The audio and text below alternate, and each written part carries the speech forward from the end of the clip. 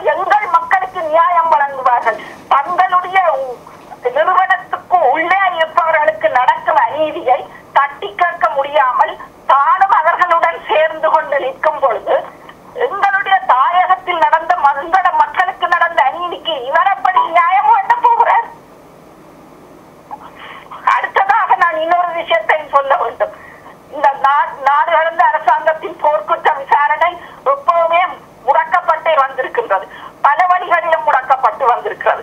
Election Morris செய்த வேலைகள் எதையுமே எங்களுடைய ஊடகத்துறை அமைச்சர் என்றைக்குமே அவருடைய செய்தியிலே போட்டதில்லையே. அது முன்னேறக்கூடாது. அது தடை செய்யப்பட வேண்டிய விஷயம், அது முடக்கப்பட வேண்டிய விஷயம். அப்பதான் அங்கு மஹிந்த ராஜபக்ஷ போர்க்குற்ற விசாரணையில இருந்து காப்பாற்றப்படுவார். அதனால் தான் இவர்கள் செய்யவில்லை. எலெக்ஷன் மோரிஸ் தனிய இந்த 19வது அமர்வின் விடயங்களை மாத்திரம் அவர் செய்யவில்லை. Netherlands society for international affairs, நெதர்லாந்தில் இருக்கும் அந்த சொசைட்டிக்கு அவர் தன்னுடைய ஆட்களை பிரதிநிதியை அனுப்பி தேவையான ஆவணங்களை கொடுத்து அங்கு அவர்கள் எங்கள் மக்களுக்கு நடந்தது ஒரு ஜெனோசைட், இனப்படுகொலை என்று அதனை விவாதித்து அங்கு அது நிறைவேற்றப்பட்டது. எமது மக்களுக்கு நடந்தது இனப்படுகொலை தான் என்று அங்கு நிறைவேற்றப்பட்டது. அந்த தீர்ப்பு வந்து சர்வதேச குற்றவியல் நீதிமன்றத்தில் வந்து நாங்கள் இந்த வழக்கை கொண்டு போனால் அவர்களுடைய தீர்ப்பை ஒரு சிபாரிசுவாக ஏற்பதற்கு அங்கு இடம் உண்டு. இப்படி அவர் ஒவ்வொரு கட்டம் கட்டமாக பல வேலைகளை செய்திருக்கிறார். ஆனால் அது எதுவுமே ஊடகத்துறை அமைச்சரால் வெளிப்படுத்தப்படவில்லை. தெரியாமல் எப்பவுமே முடக்கப்பட்டுத்தான் வந்திருக்கிறது. அது மாத்திரமல்ல, அமைச்சர் எலெக்ஷன் மோரிஸ் இங்கே இருக்கின்ற குயின் மேரிஸ் யூனிவர்சிட்டியில் 4 யூனிவர்சிட்டி ஸ்டூடெண்ட்ஸ் யூனியனை ஒன்றிணைத்து அவர்களுடைய இடத்திலே எங்களுக்கு நடந்தது இனப்படுகொலை என்ற விவகாரத்தை ஆவணப்படுத்தி விவாதித்து அங்கு அதனை வாக்களிப்புக்கு விட்டு அங்கு நிறைவேற்றப்பட்டது எங்களுக்கு நடந்தது இனப்படுகொலை என்று. அது ஒரு 100,000 மாணவர்களை, தமிழர்கள் அல்லாத ஏனைய மொழி பேசும் எல்லா மொழிகளையும் எல்லா இனத்தையும் கொண்டவர்களை உள்ளடக்கியது. 100,000க்கும் மேற்பட்ட மாணவர்கள் இணைந்து செய்தது. இதை வந்து நாங்கள் அடுத்த கட்டத்துக்கு எங்களுக்காக அவர்களை ஆதரவாக பயன்படுத்துவதற்கான சந்தர்ப்பம் உங்களுக்கு இருந்தது. ஆனால் எல்லாவற்றையும் முடக்கியவர்கள் ஒரு விதத்திலும் அவருக்கு உதவி செய்யவில்லை, ஒரு பெண் உதவி செய்யவில்லை. எல்லாமே அவர் தாராகத்தான் செய்தார். இதை எப்படி சொல்வது? இதற்கு வெட்கப்பட வேண்டும் நீங்கள் எல்லாரும். எங்களோட மக்களுக்கு நடந்த அநீதிக்காக நியாயம் கேட்பதற்காக உதவி செய்த ஒருவருக்கு ஒருவர் தான் உதவி செய்வீர்களா? இல்லை.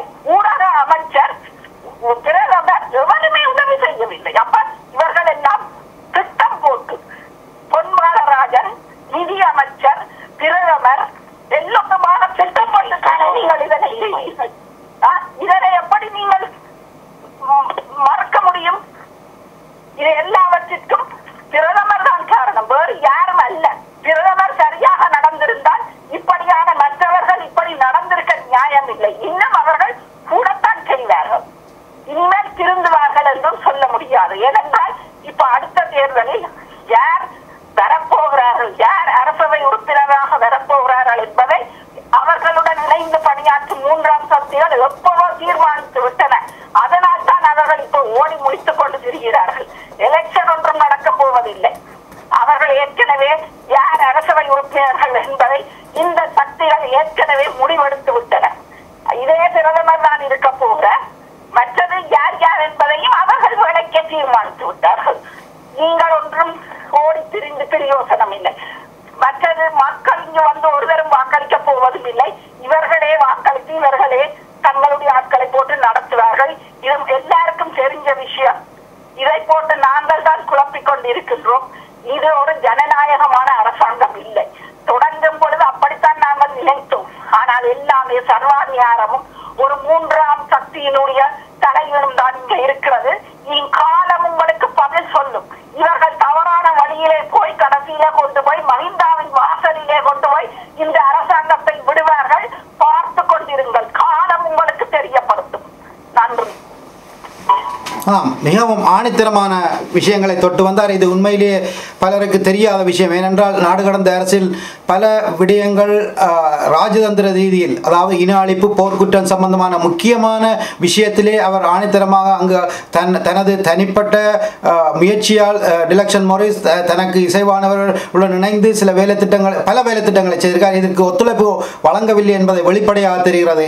என்னை பொறுத்தவரை நாடு கடந்த அரசில் போர்க்குற்றம் சம்பந்தமாக வி அக்யூஸ்ட் என்ற புத்தகம் கூட பொன் பாலராஜன் அவர்களால் கனடாவில் வெளியிடப்படுவதாக சொல்லிவிட்டு அவர் மண்டபத்தை வெளியிடுவதற்கான மண்டபத்தை ஒழுங்கு செய்துவிட்டு திடீரென சுவிஸில் வந்து ஜெனீவாவில் வீதியில் நின்று செல்வருக்கு நோட்டீஸ் கொடுத்து கொண்டிருந்தார். ஆகவே அவர் வந்து அந்த புத்தகத்தை வெளியிடுவதில் விருப்பமில்லை. ஏனென்றால் அது போர்க்குத்த விசாரணையான அமைச்சுக்கு போய் சேர்ந்துவிடும் அதனுடைய பலாபலன்கள் என்ற இதில் அதை முடக்குவதற்காக அதை பாரம் எடுத்துவிட்டு இறுதி நேரத்தில் அந்த புத்தகம் வெளியிடாமல் கனடாவிலிருந்து தப்பி பிழைத்து வந்தவர், ஒழிச்சு வந்தவர்.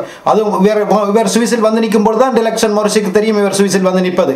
எனவே அது பின்பு ஜெனீவாவில் சுவிந்தன் என்பவரிடம் ஒப்படைக்கப்பட்டதை அச்சிடுவதற்கு, ஏனென்றால் 46 நாட்டு தூதுவர்களுக்கும் அதை வழங்குவதற்கு. ஆனால் அதை சுவிஸில் அதை வெளியிட சுவிந்தன் ஒழுங்கு செய்யவில்லை.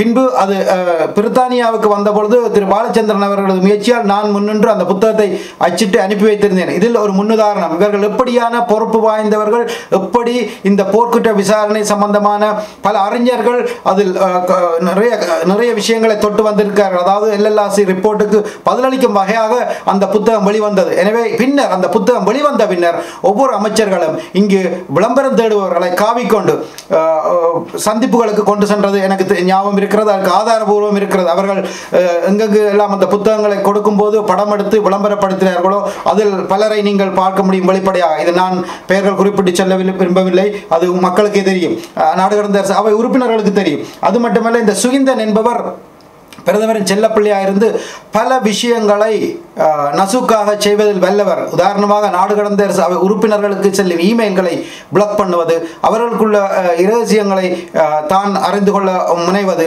இப்படி பல வேலை. அது மட்டுமல்ல, நாடு கடந்த அரசில் இவர் ஆரம்பத்தில் 24,000 சுவிஸ் பிராங்க் சம்பளம் பெற்றுத்தான் முதல் வருடம் வேலை செய்திருக்கிறார். எனவே இவர் அங்கு மக்கள் மத்தியில் சத்தியப்பிரமாணம் எடுத்தவர் தான் ஒரு தொண்டன் என்று. ஆனால் இவருக்கு 24,000 பிராங்க் முதல் வழங்கப்பட்டிருக்கிறது. ஒரு அலுவலகம் உருவாக்கி கொடுக்கப்பட்டிருக்கிறது. பின்னர் இவரின் கலாச்சார முறைகேடான முறையில் பெண்களுடன் இந்த தொந்தரவு காரணமாக மக்கள் இவரை துரத்திய பொழுது அந்த அலுவலகம் மூடப்பட்டதாக செய்தி வந்திருக்கிறது. அது நாடு கடந்த அரசு உறுப்பினர்களாலேயே தெளிவான செய்தி எனக்கு கிடைத்திருக்க ஆதாரபூர்வத்துடன். அது மட்டுமல்ல, இவர் பாரிய நிதி மோசடியும் செய்திருக்கார். அதாவது நாடு கடந்த அரசு இமெயில் 250 பவுனுக்கு வித்து அந்த பணம் எங்கு சென்றது என்று தெரியவில்லை. அது மட்டுமல்ல, இந்த பேரறிவாளனின் புத்தகத்தில் 20,000 யூரோக்களுக்கு இன்னும் கணக்கு காட்டவில்லை. இதையும் பிரதமரை மூடி மறைத்திருக்கிறார். இவரது கணக்கு வெளிவரவில்லை.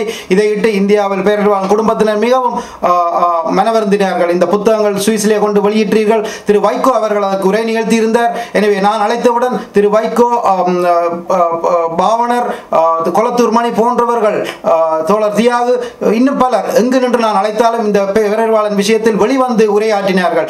அவர்கள் அனைவரும் இவர்களிடமிருந்து இந்த புத்தகம் விற்பனை செய்யப்பட்டு அதுக்குரிய நிதி கிடைக்கும் என மிகவும் ஆவலாக இருந்தார். ஆனால் இந்த சுவிந்தன் என்பவர் பலத்த மோசடியை செய்திருக்கிறார். இது சுவிஸில் இருக்கும் மக்களுக்கு நான் வெளிப்படையாக சொல்கிறேன். அங்கு சில மாநிலங்களில் புத்தகம் விற்பனை செய்யப்பட்டிருக்கிறது, சில மாநிலங்களில் இன்னும் பணம் அப்படியே இருக்கிறதாக அறிந்திருக்கிறேன். எனவே உரிய முதத்தில் பேரறிவாளன் குடும்பத்துக்கு அந்த பணம் சென்றடைய அங்கிருக்கும் மக்கள், இந்த புத்தகங்கள் விற்பனைக்கு பொறுப்பேற்ற மக்களே நீங்களே தட்டி கேளுங்கள். இதை அந்த புத்தகத்திலேயே விளம்பரம் இருக்கிறது. பேரறிவாளன் அம்மாவின் தொலைபேசி இலக்கம், விலாசம் இருக்கிற அந்த பணம் அங்கு சென்றடைய வேணும். அவரிடமிருந்து எங்கு கணக்கு வந்தாலே போதும். எனவே இது இப்படிப்பட்ட ஒரு ஜன கட்டமைப்பு என்று கூறிக்கொண்டு அதற்குள் பதவியில் இருந்து இவர்களை போன்றவர்கள் பொறுப்பில்லாமல் நடந்து கொள்வது மிகவும் பாரதூரமான குற்றம். இதில் நான் சுவிந்தனை பற்றி இன்னொரு நாள் விளக்கமாக ஒரு நாள் ஒதுக்கி அதை பற்றி ஆழமாக வெளியே சுவிஸ் வாழ் மக்களுக்காக எடுத்துக் கூற வேண்டிய சூழ்நிலையில் இருக்கிறேன். அதே நேரத்தில் சுவன்ராஜ் என்பவர் ஊடக தர்மத்தை கடைபிடிக்காமல் மிகவும் பக்கசார்பான ஒரு ஊடகமாக, அதாவது நாதம் ஊடக சேவை சுவன்ராஜ் என்பவரால் உருவாக்கப்பட்டு பின்னர் இவர் நாடு கடந்த அரசில் உதவி அமைச்சராக இருந்து இவருக்கு அமைச்சு பதவி கிடைக்கின்ற நேரத்தில் இது நாடு கடந்த அரசின் ஒரு ஊடக சேவையாக முன்கொண்டு வந்தார். ஆனால் அங்கு அந்த ஊடக சேவை நாடு கடந்த அரசின் அந்த அமைச்சில் இருக்கும் ஏனைய, குறிப்பாக நான் கூட அந்த அமைச்சில் ஆரம்ப காலத்திலிருந்து யாருக்குமே அதில் அக்சஸ் எதுவுமே இல்லை. இது இவர் தன்னிச்சையாக தனக்கு விரும்பினபடி தனக்கு விரும்பினவர்களையும் ஒரு பக்க சார்பான செய்தியை பிரசுரித்தார். அது அந்த நாதம் ஊடக சேவையை வாசித்த நாடு கடந்த அரசு உறுப்பினர்கள் மக்களுக்கு உண்மை புரியும். எனவே இது ஒரு அரசு நீதியாகவும் நேர்மையாகவும் அங்கு ஊடக தர்மம் நிலைநாட்டப்படவில்லை. இதை நிலைநாட்ட தவறிய நாங்கள் எப்படி அடுத்த ஊடக தர்மம் பற்றி பேசுவதற்கு தகுதி இருக்கிறோம்? முதலில் இப்படிப்பட்டவர்கள் கலந்தறியப்பட்டு சரியான நேர்மையான தொலைநோக்கு சிந்தனை கொண்டவர்கள் செயலாற்றி இருக்க வேண்டிய இந்த இடத்தில் இப்படிப்பட்ட பிற்போக்குவாதிகளின் செயற்பாடு வருந்தத்தக்கது. என்ற இவர்கள் நிதியமைச்சருடன் சேர்ந்து பாரிய நிதி கையாடி இருக்கிறார். அதாவது இவருக்கு வழங்கப்பட்டிருக்கு நிதி 16,000 ஈரோக்கு மேல மாதம் 1,500 ஈரோ பிரான்சில் சம்பளம் வழங்கப்பட்டிருக்கு. அங்கே சராசரி ஒரு மனிதனின் வருமானமே 1000 ஈரோ. ஆனால் இவருக்கு 1,500 வழங்கப்பட்டிருக்கு. இவர் அங்கிருந்து முழு நேர ஊழியனாக என்ன செய்தார் என்பதை நாடு கடந்த அரசு உறுப்பினரோ அமைச்சரோ யாராவது இருந்தால் வெளிவந்து பட்டியலிட்டு சொல்லட்டும். நாடு கடந்த அரசில் ஒரு ஊடகத்துறை அமைச்சர் என்ற பொறுப்பில் இருந்து கொண்டு என்ன செய்தார் என்று. ஒரு ஊடகம் நடத்துவது சர்வசாதாரணம். தற்பொழுது நான் செய்யும் இந்த ஊடக சேவை வெறும் இணையதள செலவு மட்டும்தான், மற்றது எல்லாமே ஃப்ரீ. எனவே இப்படிப்பட்ட ஊடகம் நடத்துவதற்கு பெரும் செலவும் இல்லை. எனவே இவர்கள் எல்லாம் மக்களது சொத்துக்களை கொண்டு தங்கள் சுயநலனுக்காக பாவித்திருக்கிறார் என்பதை ஆணித்தரமாக ஆதாரபூர்வத்தோடு நாங்கள் வெளிப்படையாக சொல்கிறோம். அதே நேரத்தில் இவர் சுவன்ராஜ் விளம்பரங்கள் வெளியிட்டிருந்தார். அதிலே விளம்பரங்களுக்கான பட்டியல் வெளியிட்டிருந்தார். அனைத்தும் என்னிடம் இருக்கின்றன. அந்த விளம்பரம் பல மாதங்களாக பல வியாபார வர்த்தக நிலவரங்களின் விளம்பரம் சென்றது. அதன் பணம் எங்கே சென்றது? நாதம் ஊடக சேவைக்கு நிதி வழங்கும் போது அவர்கள் செல்ஃப் ஃபண்டிங்கில் செயற்படுவதாக கூறியிருந்தார். அப்பொழுது அங்கு வந்த பணம் எங்கே? எனவே இங்கு பல கேள்விகள் எழுகின்றன. ஒவ்வொரு அமைச்சுக்கும் நாங்கள் கேள்வி கேட்க வேண்டிய ஒரு பொறுப்பில் இருக்கின்றோம். இது வெளிப்படையாக கொண்டு வரப்பட வேண்டும். நியாயங்கள் தட்டி கேட்கப்பட வேண்டும். இந்த வகையில் சுபாவலின் கருத்துக்கு திரு வன்னிமைந்தன் அவர்களே அல்லது ஜெயபாலன் உங்கள் கருத்தை முன்வையுங்கள். ஆமா, வணக்கம் சிவா அவர்களே. தற்பொழுது பாலச்சந்திரன் ஜெயசங்கரன் மேலும் ஒரு உறவு